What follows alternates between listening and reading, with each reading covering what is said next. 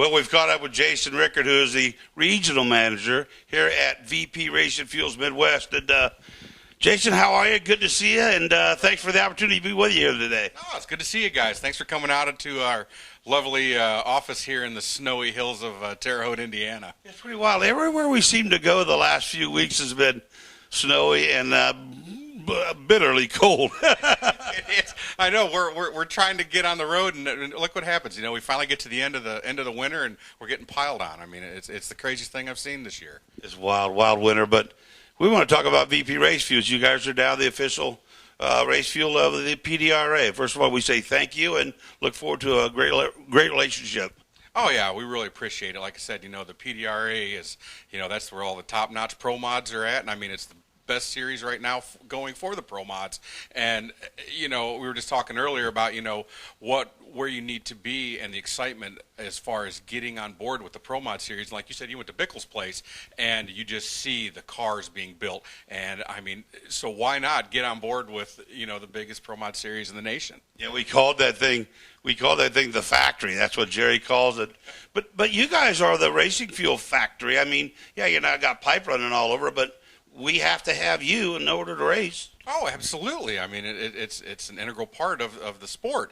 And, you know, we're just proud to be involved with you guys because, like I said, you know, when you're making 3,000-4,000 horsepower, you have to have the best thing in your fuel tanks, and, you know, that's VP. Racing fuel, methanol. Of course, we don't run a lot of nitromethane over there, but not that we know of, right? yeah. Don't look for the orange flames, right? Not going to say it won't happen in the near future. What possesses you guys? I mean, regionally you have 5 locations in the United States, and what kind of give you that extra boost of energy to say, hey, let's get with these cats?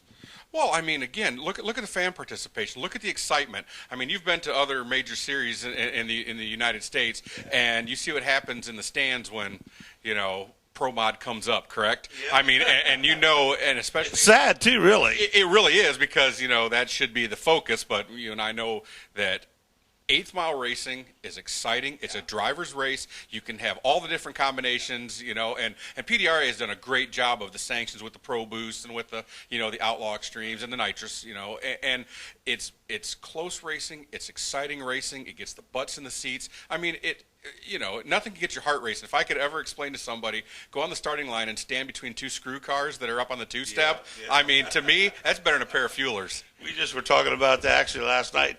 Jimmy's got a couple of friends, and he's having a hard time getting it explained to him. Right. It just like this sport, whether it's a couple pro stocks, couple pro mods, couple top fuel cars, that's just the way drag racing is. You got to be there to feel it. Oh, absolutely. I don't care. You can have all that, you know, the best sound system on your TV, and when they do the, you know, nitro time or whatever, it doesn't even come close. I mean, you know how it takes your breath away when a pair of these cars take off, and to me that is, you know, I mean, screw blown pro mods are one of the most amazing things, and you know, to see the sport grow in leaps and bounds. The technology is there. Of course, VP, we've always been at the forefront of the technology with our fuels. So it's a match. It's a great, you know, great pair. And like I said, and they're such down-to-earth folks. That's another thing.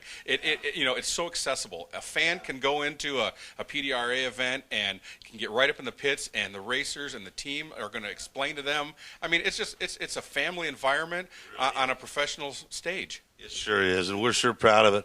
While we're in here, take me over here real quick, Jim. I don't know if you can get a good shot, but explain to me. In fact, I'm going to just kind of hand you the microphone, and let's go over some of these other product lines I'm not familiar with. Okay, what you have here, this is our VP Power Center, and these here are our additive products for the general consumers.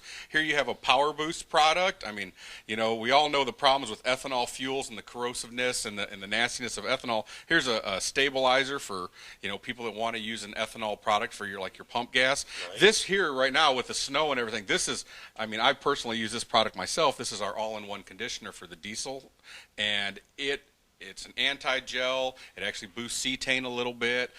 It's a fuel injector cleaner. I mean, that product right there, and I mean, this little bottle treats 240 gallons. So if you look at it versus the competitors for the pricing and whatnot, I mean, that's the best value out there. Of course, we've got an off-road octane booster as the Octanium here. fuel system cleaners, and then if you go down farther, this here is our small engine fuels, and these have been around for I think Jimmy and I were talking about 4 years now, and this here is your fix to generators, lawnmowers, compressor, anything that is a piston-driven engine that doesn't move on its own, but it has no ethanol. I mean, it's just a wonderful product. And this one at the end, this one's a killer one over there. This one says the Fix-It fuel, and I think Jimmy was talking about he had a mower or snowblower that it hadn't run in 2 years. You pour this stuff in there, and it's got cleaners in them. If you're machine won't run on that fuel, it's not going to run, period. So, and then you go down here to the bottom, and then these are our line of washes. And, we have motorcycle washes. We have, your concentrated power wash right there. And those are just, like I said, your general car washes, and we use a lot of them. It works very well for motorcycles and a lot of these razors and stuff that these guys go out mudding with. It'll help clean those off quickly. But these are, like I said, this is our line of mattatives is what we call them, and it's our consumer product line, and this is what we can definitely push at the PDRA for all the butts in the seats, and, and like I said, we'll have it on the midway at all the races and whatnot for fans to purchase. This is for the eyes. If you are a race car person and you love racing fuel, this is I know you're not supposed to get fascinated about warehouses, cool. But this is fascinating to me. It's very cool. It's very cool. This is, like I said, these are some of the things that people don't see when they realize about how much fuel is moved. We move 1 million gallons a year of fuel out of here, and so and right now we're actually a little bit low. We're just rebuilding our inventory, for the spring. So yeah, this is pretty wild, isn't it? I can't tell you. I can tell you when I was in here last. It's been a number of years, but it didn't quite look like this. I'm going to sneak in here and get Tom Henrod in here. Tom, great job if you're any part of organizing this thing, because it's a very well organized. Is there any pattern that you have here in keeping things in order? Yeah, absolutely. What we're trying to do is get all the like fuels together, so when we load the trucks, it's a lot easier to get similar fuels together. So we've got our motorcycle fuels in one area, we've got our drag race fuels in one area, we've got our small engine stuff on the other side, our jugs in the back. So we try to get everything that goes together. Makes it easier for us when we load these trucks every day. You told me earlier off camera that the bigger share of the 8 or so semi-trailers that are outside are actually more storage space for what's in here. So obviously the cold doesn't bother anything here. No, that's one great thing about the fuel. The weather doesn't bother it. Phenolic line drums, so the fuel is always quality. Cold, hot, doesn't make a difference. I do have to ask you one thing, and I could ask you this too while I got you here. Tell me about the small engine fuel thing real quick. Yeah, it's like the small cans that you saw inside. Oh, okay. Yeah, this here is what we sell to municipalities as far as fire stations, police stations, schools. We can sell it in the 54-gallon drums. Also, it's we offer it in 3 different blends. Okay, so the same stuff that Jimmy was talking about, only in a big drum. Yeah, we offer it in straight 40-to-1 and 30 or 50-to-1. So yeah, but one thing here, with Tom out here, I got to fill you in on is Tom is our warehouse manager out here. He's been here as long as I have. He got the job 3 months after I did, so going on 16 years. But Tom is also our drag race tech. So when you call into the 812-878-2025 number, that's Tom. He is. So not only does he do all the management out here, he also is our knowledgeable drag race tech. Cool. That's cool. Man, I want to just tell you for sure. And then, okay, so when you look out to this side here, that's outgoing stuff then. That's going to be shipped how far away? Well, this truck here, we're actually loading this one right now, going over to Missouri. Okay. We cover 11 states out of the Midwest office, all the way up to North Dakota, South Tennessee, Ohio, Missouri. We're everywhere in the Midwest. So all the stuff out the front's going out, the stuff out the back we're stocking up, getting ready for this busy race season. You got it going on. Tom, thanks so much, man. Great job. And again, when it comes to warehouses, you got a cool one here. Thank you. Appreciate it, Brian. This is the man, the myth, the legend, and one of the greatest friends that a gentleman could ever ask for in his entire life, Nick Agresta, a guy who's been a friend of mine for lots of years in more ways than one. He actually started out at Bunker Hill Drag Strip in what? 1966. 66. Day on the duty there. And you were part of Bunker Hill Air Force Base at the time, am I right, or no? I was stationed during the Vietnam era at Bunker Hill from 66 to 70. It was a gearhead. Happened to run into Jim Hullinger one day, and the rest is history. I started out working in the concession stand with Mary, as you well know, God rest her soul, and Jim. And that's how I got started in the drag racing business. in the concession stand. I have to tell you something. You started the concession stand. Ultimately, we're going to get to where you ended up at, but I was watching an older TV program the other day, very dated one, and saw two of the Say-Star system machines sitting side by side. Used to watch Jim build those in the old building that was tore down. The old 283 Chevrolet, he'd buy them out of the junkyards, refurbish them, put that hydraulic rollers on it, and throw that old thing and start those top fuel cars. Absolutely brilliant at the time, innovative, and Jim was. He was a very smart man. Yes, he was. And then he somehow got into the announcing. How did that happen? Well, actually, it happened because I was asked to fill in for the disc jockey that was here at Terra Haute all those years ago at Action Dragway, which is now Crossroads Dragway. And Randy and Tammy Peters were very gracious to me and asked me to come on board. And I've been on and off down there through all the regimes, you might say, and just as a whim, we were racing, as you well know, and like you, and asked to come up and fill in, and I've been there ever since.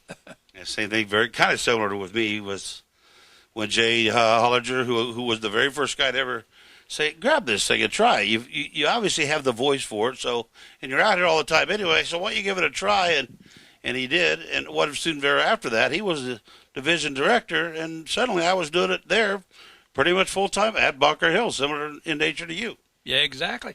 That's pretty cool. Yeah. I got to ask you what your track announcer guild number is now, or what? 201. So you're way up there. Well, I would basically of not national event announcers like yourself or regional event announcers. I was the first in the regular crew. In other words, the member tracks in NHRA. I was the first one. That Dennis Weiniger, the director of the guild. And that was just because I was in the right place at the right time, you might say. Yeah, and you're old and give out. And I am old. I'll admit to old. Listen, we've been friends a long time. I would never ever even think about not coming here. Real quickly before you go, tell a good story. Well, I just want to tell the story that all the way through this and all through my drag racing career, I had finally come to the end of what I thought was my rope. We'd had a drag strip for 10 years. Obviously, that wasn't renewed. They didn't want to go on with us in the realm that we couldn't, come up with the financing. And VP Racing Fuels resurrected me. Because of VP Racing Fuels, my association with Jason, and over the years, we've worked together. I've worked for him. It's been wonderful. And VP, an incredible, fuel. I was looking for something. I didn't really was looking for something. I was just in the right place at the right time. Again. VP hired me. I've been here 15 years. It's the greatest thing that's ever happened to me. I retired 3 years ago. Okay. But I'm going to work full time, and I'll be here for as long as the good Lord can put me in this seat. I'll show up for work every day. Tell me if it's true that you're the first guy that cracks the lock on the key in the morning. Yeah, I'm here. By a long shot. Yeah, I get here pretty. It's just habit, Yeah. It is habit. I'm the total opposite because I'm nocturnal. Well, they say the nightlife ain't no good life. You know that. No, it ain't that kind of nightlife. It's just sitting around watching dumb TV. Ladies and gentlemen, I got to tell you what, we've had a great time here today with VP Racing Fuels and, of course, with Jason. Jason, special thank you to you, and Nick, to you as well. You're icon. You're I can't one that's more than anything one of my very best friends. Well, you've always been a friend of ours, a friend of the racers all around drag racing. I think you have. You really make racing fun. When you're around, Brian, we just have a great time, and that resonates throughout the sport, no doubt. I appreciate that very much. Nick Agresta, Jason Rueckert. Oh, yeah, we're going to close it out doing two things. That's right. Because the same way that I have a saying when I close out a show, which most of you already know what it is, tell them what yours is when you close them out. And remember, as you go through your life, to always do a wheelie. There you go. VP Racing Fuels. A great day to be in Terre Haute, Indiana. And Jason, one more time to you, man. I got to say thank you for the opportunity. Thank you for what you're doing for the PDRA. Thank you for what you're doing for the PDRA racers. We greatly appreciate it. Well, thank you very much for coming out and touring our facility here in the cold. And like I said, we appreciate and we love being involved with the PDRA. And we got 3 years and we're going to have a ball, brother. VP Racing Fuels, the official fuel of the PDRA. You're watching PDRA TV.